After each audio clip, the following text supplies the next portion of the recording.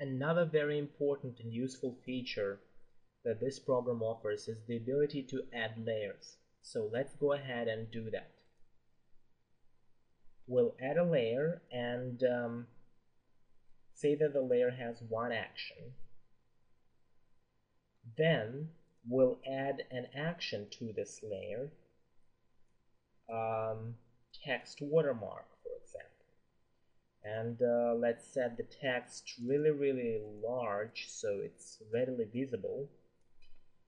And well, supposing we're happy with the color, let's actually add another action to the layer, and let it be, for example, the random jitter action.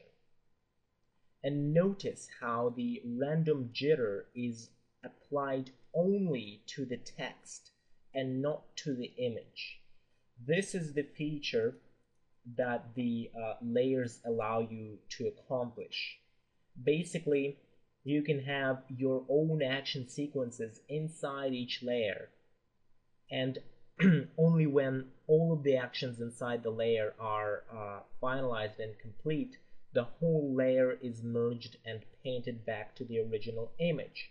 And you have a variety of blending modes to choose from. For example,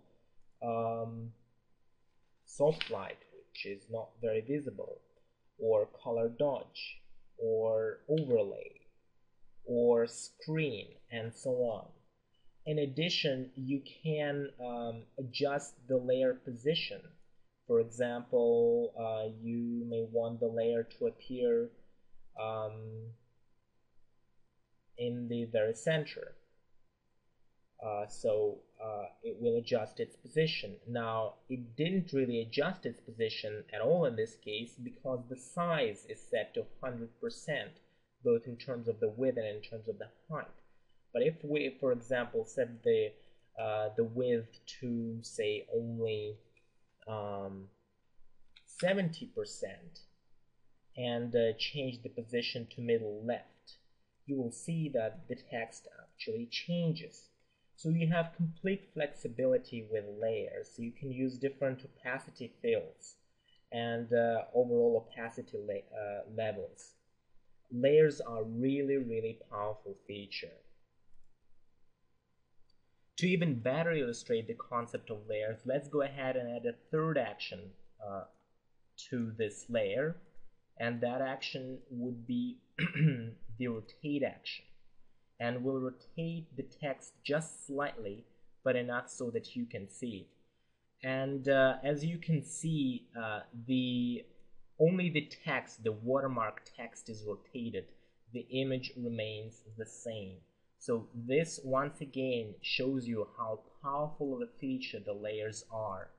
And in addition, there are two ways in which you can use the layers. You can use the layers for the purposes of watermarking the image or overlaying something on the image which you want to further adjust and customize using various actions, or you may want to slightly customize only a particular region of an image, in which case you would use the underlying image as the source of the layer and add the relevant actions to the layer as you normally would, except that they will be applied to that particular region of an image. So let's go ahead and do that. We'll get rid of the text or watermark action, and we'll set the layer to use underlying image as its source. And notice how the image is changed. Of course, rotation makes it even more confusing, so let's remove the rotation, and let's switch to the layer.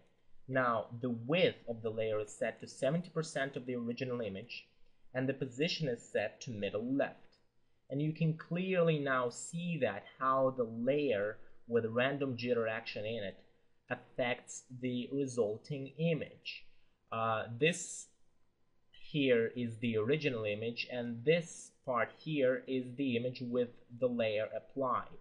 Now, as I said before, you have full flexibility with layers, so you can set the height, for example, to be only 50%, in which case you will see that it changes respectively. And you can even further adjust it by offsetting the layer in either of the available directions, either X or Y direction. And here you can also use either pixels or percent, just as you can use for the width and height of the layer. So layers are really powerful, and you can do a lot of creative effects with them.